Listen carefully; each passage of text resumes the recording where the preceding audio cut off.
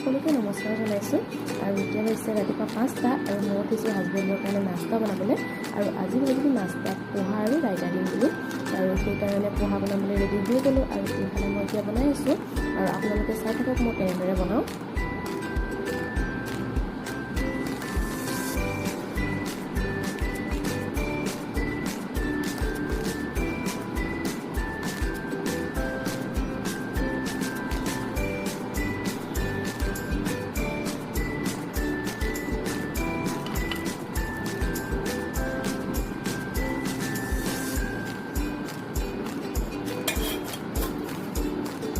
আৰু আনফালে মই এইফালে ৰাইতাখিনি বনালোঁ, আৰু ৰাইতাখিনি বনোৱা আপোনালোকক নেদেখালোঁ কাৰণ সকলোৱেতো জানেই ৰাইতা বনাবলৈ।